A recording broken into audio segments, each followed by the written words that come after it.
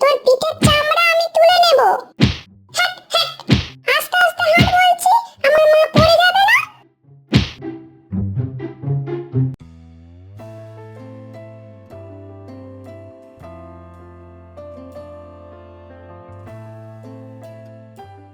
এই, চেলা চেলার মতো থাক। সর্দারের পিঠে চড়ার স্বপ্ন দেখিস না। আমার পিঠে বসে নিজেকে বড় ভাবিস না। নিচে নাম। আগে নিজের যোগ্যতা দেখ, তারপর বড় বড় স্বপ্ন দেখিস।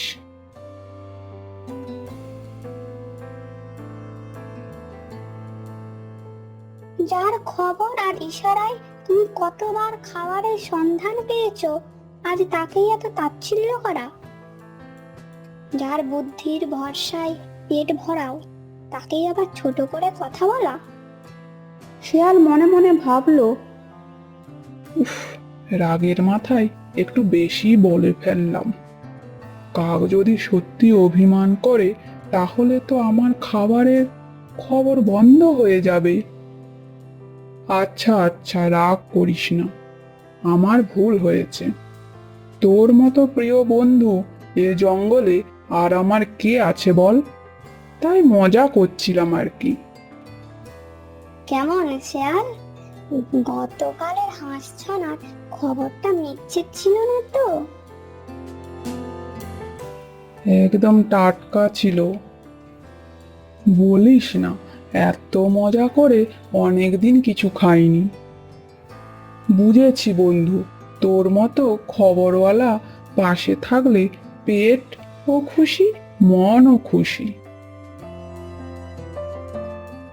শোনো সর্দার, খবর আছে, হাঁসের এখনো আরেকটা ছানা বাকি আছে।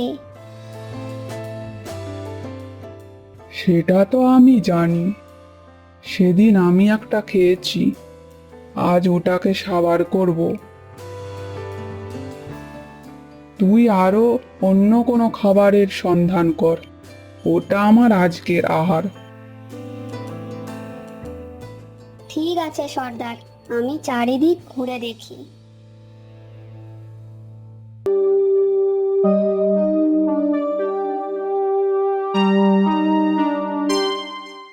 হায় হায়, আমার একটা ছানাকে দুষ্টু শেয়ালে খেয়ে ফেলেছে। এখন তার নজর এই ছানাটির দিকে, আমি কি নিয়ে বাঁচবো? হাঁসের কান্না চারিদিকে ছড়িয়ে পড়ল। দূরে থাকতো এক সারস, তার কানে সেই বুক ভাঙা আর্তনাদ পৌঁছে গেল। আরে, এই হাঁসটা এমন করে কাঁদছে কেন? নিশ্চয়ই কোনো বিপদে পড়েছে। সারস দ্রুত হাঁসের দিকে উড়ে গেল কি হয়েছে তা জানতে। হাঁস বোন, তুমি এভাবে কাঁদছো কেন? কি হয়েছে? আর বলো না, আমার একটি ছানাকে শেয়ালে খেয়ে ফেলেছে। এখন তার নজর এই ছানাটির ওপর। একে হারালে আমি কি নিয়ে বেঁচে থাকবো? কি বলছো? একটা ছানাকে খেয়ে ফেলেছে, আর এখন তার নজর এই ছানাটির ওপর? হ্যাঁ সারস ভাই, আমি জানি আমার শিকার করতে যাওয়ার পথটা ও চিনে ফেলেছে। আবার ওখানে ওত পেতে বসে থাকবে। ওই ধূর্ত শিয়ালের সঙ্গে লড়াই করা খুব কঠিন। ওর নাম শুনলেই সবাই ভয় পায়। তাহলে কি আমার ছানাটাকে বাঁচানোর কোনো উপায় নেই? আমি তো এখন কিছু বলতে পারছি না হাসবোন। সারসের মুখে এমন কথা শুনে হাঁসের বুকের ধুকপুকানি আরো বেড়ে গেল। সত্যি কি শেষ? ছানাটাকে বাঁচানোর কোনো উপায় নেই? সারস কোনো উপায় না দেখে ওখান থেকে উড়ে গেল।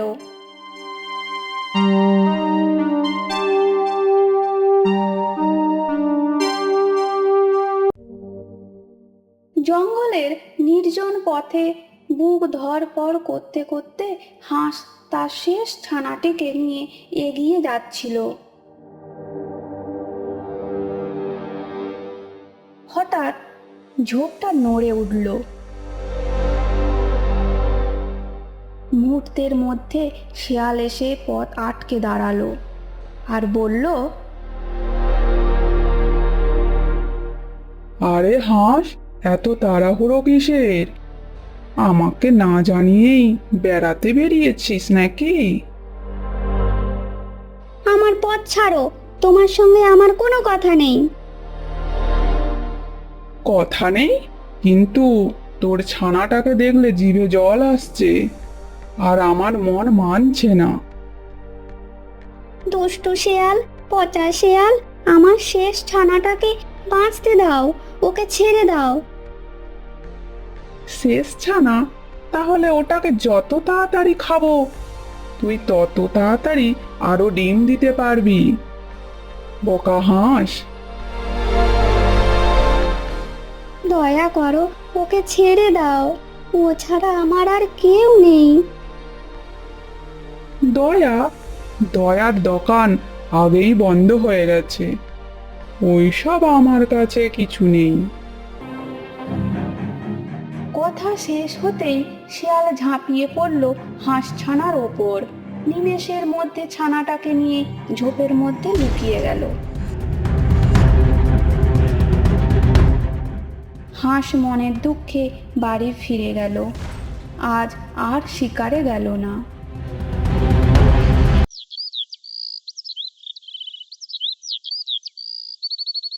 এই ঘটনার পরে বেশ কদিন কেটে গেল। সারস লক্ষ্য করল হাঁস আর বাইরে বেরোচ্ছে না। তার মনে দুশ্চিন্তা বাড়তে লাগলো। এইভাবে থাকলে তো হাঁসগুলো মারা যাবে, না, এটা ঘটতে দেওয়া যাবে না। সারস জানতো হাঁসটি কদিন ধরে না খেয়ে আছে, তাই সে বাসা থেকে একটি মাছ নিয়ে হাঁসের বাড়ির সামনে এসে দাঁড়ালো আর বলল, হাঁস বোন, ও হাঁস বোন, তুমি কি বাড়িতে আছো? ডাক শুনে হাঁস ধীরে ধীরে দরজা খুলে বাইরে বেরিয়ে এলো। হাঁস বোন, তোমার এ কি অবস্থা? তুমি কি কিছুই খাচ্ছ না? খেয়ে আর কি হবে সারস ভাই, আমার বুক তো খালি হয়ে গেছে। আমি আর কোনোদিন মা হতে চাই না। ছানা জন্মালে যদি শিয়ালের পেটে যাবে, তাহলে আমি আর ডিম দেব না।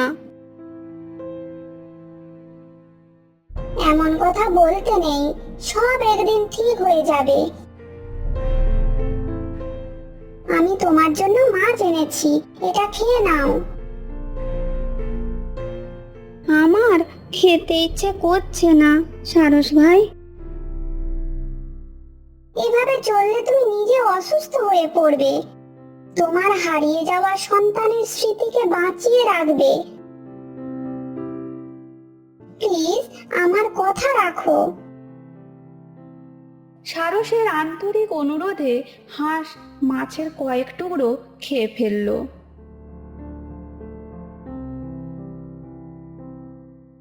আজ থেকে তোমাকে আর খাবারের চিন্তা করতে হবে না। আমি শিকারে গেলে তোমার জন্য খাবার নিয়ে আসব। তুমি নিজেকে শক্ত করো। তোমাকে আমার জন্য এত কষ্ট করতে হবে না। বন্ধু শুধু সুখের দিনে নয়, দুঃখের দিনেও পাশে থাকে।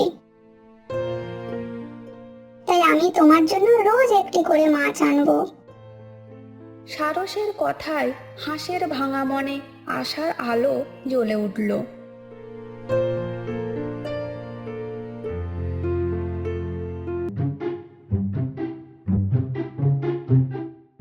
কথা রাখলো সারস। শিকারের শেষে প্রতিদিন একটি করে মাছ এনে দিত। হাঁস সেটি খেয়ে বেঁচে রইল।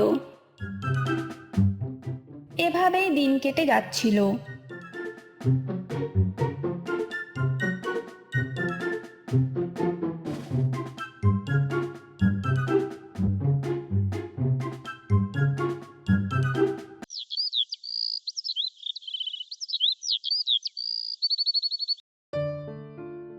সারস প্রতিদিনের মতো শিকার নিয়ে বাড়ির পথে ফিরছিল, কিন্তু সেদিন তার জীবনে এমন এক ঘটনা ঘটল যা সব কিছু বদলে দিতে চলেছিল। নদীর পাড়ে তার চোখ পড়তেই তার নজরে পড়ল একটা ডিম। সারস নিচে নেমে এলো, মাছটিকে নামিয়ে রেখে ডিমটির কাছে গিয়ে দাঁড়ালো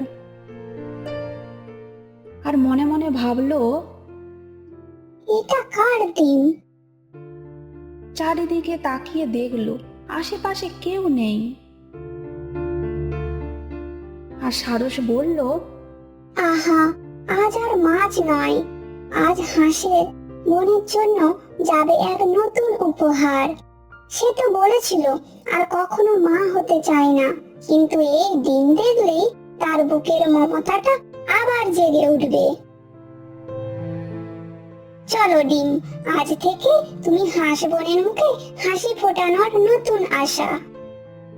এই ভাবনা মনে নিয়ে সারস সাবধানে ডিম ও মাছটাও নিল। দুটো নিয়ে হাঁসের বাড়ির দিকে রওনা দিল আর মনে মনে ভাবলো, এটা পেয়ে হাঁস বোন নিশ্চয়ই ছানা হারিয়ে যাওয়ার ব্যথাটা ধীরে ধীরে ভুলে যাবে।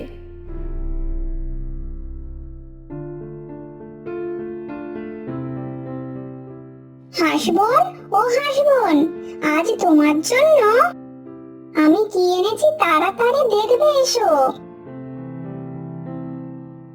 এই কথা শুনে হাঁস ধীরে ধীরে বাইরে বেরিয়ে এসে ডিমটার দিকে তাকিয়ে থাকে। তারপর ধীরে ধীরে শান্ত গলায় বলে, সারস ভাই, এত সুন্দর একটা ডিম, কিন্তু যদি শেয়াল এটাকেও কেড়ে নেয়? না, আমি আর কাউকে হারানোর কষ্ট সহ্য করতে পারবো না। ভয় পেও না, এবারে তুমি একা নয়, আমরা দুজনে মিলে এই ডিমটাকে আগলে রাখবো। জানি না কেন এই ডিমটাকে দেখে আমার ভাঙা মনে আশার আলো জ্বলে উঠছে। ভয় এখনো ছিল, কিন্তু সেই ভয়ের মাঝেই বহুদিন পর হাঁসের মনে এক ফোঁটা আশার জন্ম নিল। সে জানতো না ভবিষ্যতে কি হবে, তবু ডিমটিকে কাছে পেয়ে তার মনে মমতা জেগে উঠল। এদিকে জঙ্গলের অন্য প্রান্তে শেয়াল ও কাক এক নতুন ষড়যন্ত্রে মেতে উঠেছে।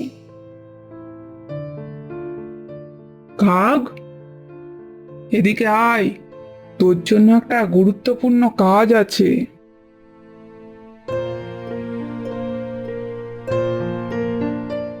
হুকুম করুন শিয়াল মহারাজ, আপনার আদেশ পালন করাই আমার কাজ। অনেক দিন হলো, নিশ্চয়ই হাঁসটা আবার একটা ডিম দিয়ে থাকবে। তাড়াতাড়ি খবর নিয়ে আয় তো। যদি সত্যি ডিম থাকে, তাহলে কি আবার ভোজের আয়োজন হবে? প্রশ্ন কম কর, কাজ বেশি। আগে খবর নিয়ে আয়, তারপর ভাববো। শিয়ালের আদেশ পেয়ে কাক দ্রুত উড়ে চলল হাঁসের বাড়ির দিকে।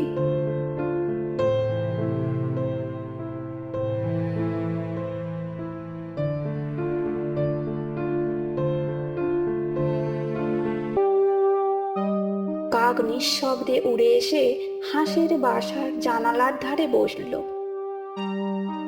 বসে দেখলো ভেতরে উঁকি দিতেই তার চোখ বিস্ময়ে ভরে উঠল।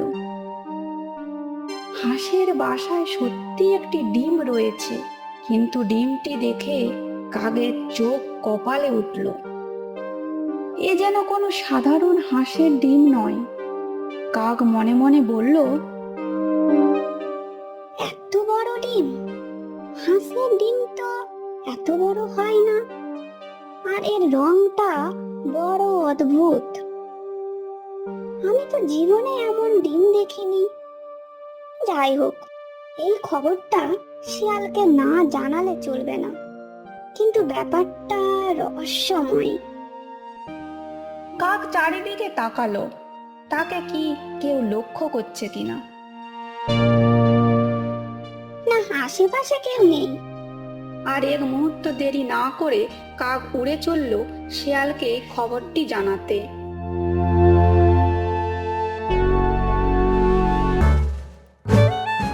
কি খবর গোয়েন্দা? এমন হাঁপাচ্ছিস কেন? তাড়াতাড়ি বল, আমার অনুমান সত্যি কিনা। না মহারাজ, ব্যাপারটা খুব অদ্ভুত। বাসায় একটা ডিম আছে, কিন্তু এটা সাধারণ ডিম নয়। ওহ, এটা আবার কেমন কথা? ডিমটা বুঝি নিজেই গান গাইছে? আরে না মহারাজ, ডিমটা অনেক বড় আর এর রংটা অন্যরকম। আমি এমন ডিম আগে কখনো দেখিনি। এই তোর বড় রহস্য। বড় ডিম দেখে ভয় পেলি? আরে বোকা হাঁসটা বেশি করে পুষ্টিকর খাবার খেয়েছে, তাই ডিমটা বড়।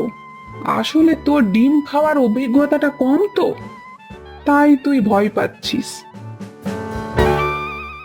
না মানে আমি বলছিলাম যে ডিমটা যদি অন্য কারো হয়, মানে অন্য কোনো বড় পাখি।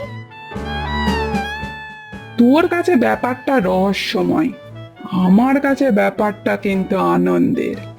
ডিমটা বড় আছে, ছানাটাও বড় হবে, তাই ভোজটাও বড়। মহারাজ, আপনি যা মনে করছেন করুন, কিন্তু আমার কাছে ব্যাপারটা একটু অন্যরকম লাগছে। তুই অসব চিন্তা ছাড়, আমি যা বলছি তাই শোন। লক্ষ্য রাখতে হবে ওই বড় ডিমের বড় ছানাটা কবে বেরোবে। কথাবার্তা শেষ হতেই দুজনের পথ আলাদা হলো। কাকের মনে তখনও সেই অদ্ভুত ডিমটিকে নিয়ে নানা প্রশ্ন ঘুরপাক খাচ্ছিল, কিন্তু শেয়ালের চোখে মুখে প্রকাশ পাচ্ছিল লোভের। এইভাবে বেশ কিছুদিন কেটে যায়। একদিন সারস ও হাঁস ডিমটির পাশে বসে গল্প করছিল। হঠাৎ ডিমটি নড়ে উঠল। তারপরে ডিমটি ফেটে বেরিয়ে এলো একটি সুন্দর কুমিরের ছানা। মা, তুমি কোথায়? হাঁস দেরি না করে ছুটে গিয়ে বলল, এই তো সোনা, ভয় পেও না, আমি তোমার কাছেই আছি। হাসবোন, এখন আমি বুঝলাম ভগবান তোমার কান্না শুনেছেন, তাই তোমার কোলে এক শক্তিশালী সন্তান পাঠিয়েছেন। যে দুষ্টু শিয়াল তোমার ছানাগুলোকে কেড়ে নিয়েছে, সেই শিয়ালকে এই সন্তানই উচিত শিক্ষা দেবে। মা, আমি তোমার মতো দেখতে নয় কেন? আমার মুখটা তোমার থেকে আলাদা কেন? শোনা, সবাই একরকম হয় না। কেউ বড়, কেউ ছোট, কারো ডানা আছে, কারো নেই, এরকমই হয়। কিন্তু তুমি আমারই সন্তান। মা, আমার খুব খিদা পেয়েছে, খেতে দাও। হাঁস তার মুখে একটা মাছ দিল। কুমিরের ছানাটি তা আনন্দের সঙ্গে খেতে লাগলো।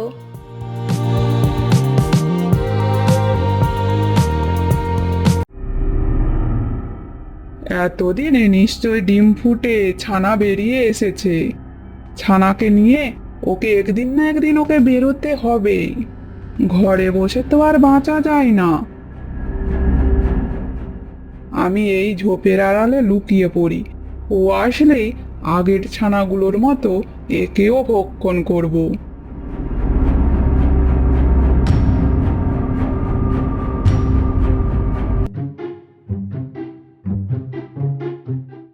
ঝোপের আড়ালে লুকিয়ে থাকা শেয়াল দূর থেকে হাঁসকে দেখলো আর মনে মনে হাসলো।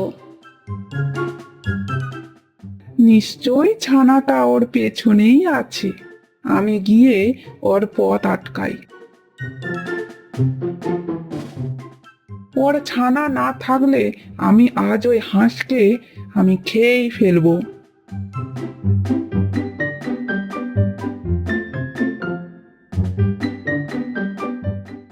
হা হা হা, অবশেষে এলে। আজ আর পালানোর পথ নেই। ছানাটা কোথায় লুকালি? আজ আমি ঠিক করেছি, ছানাটাকে না পেলে তোকেই খাবো। দুদিন কিছুই খাইনি। ঠিক তখনই পেছন থেকে কুমিরের ছানা পেছন থেকে তার মায়ের সামনে এসে দাঁড়ালো। ভয়ে শেয়াল কাঁপতে লাগলো।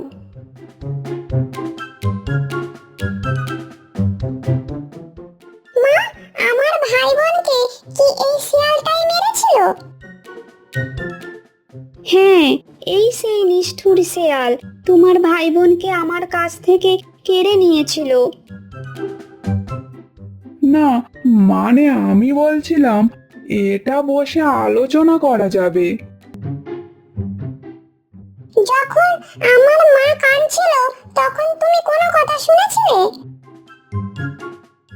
মা, তুমি শুধু বলো এই দুষ্টু শিয়ালের কি শাস্তি দেওয়া উচিত? সোনা, শাস্তি এমন হওয়া উচিত যাতে সে সারা জীবন নিজের ভুলের কথা মনে রাখবে। শোনো শিয়াল, তোমার শাস্তি হলো যতদিন মা বেঁচে থাকবে মাকে পিঠে করে দূরে পুকুরে নিয়ে যাবে আর শিকার শেষে পিঠে করে বাড়িতে পৌঁছে দিবে। আজ আমি জঙ্গলের এক বকা শেয়াল, আমি এখন বলির পাঁঠা। তোমরা যা বলবে তাই করতে বাধ্য। এসো মা, আরাম করে ওর পিঠে উঠে বসো। আমি পেছন থেকে লাঠি হাতে পাহারা দেব। একটু এদিক ওদিক করলে এই লাঠি ওর পিঠের চামড়া তুলে নেবে। তুমিও আজ থেকে আরাম করো, ওর উপরে উঠে বসো আর আমি পেছন থেকে লাঠি হাতে পাহারা দেব। একটু এদিক ওদিক করলে এই লাঠি ওর পিঠের চামড়া তুলে নেবে।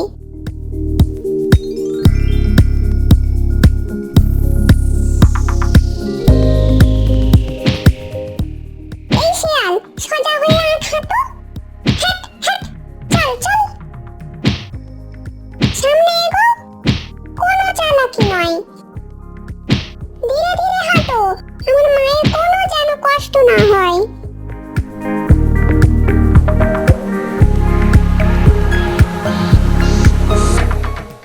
কি হলো মহারাজ, এ কি অবস্থা? শিকারি থেকে বাহক? মনে পড়ে আমি বলেছিলাম ডিমটা সাধারণ নয়, তখন হো হো করে হেসেছিলে। বড় ডিম মানে বড় ভোজ।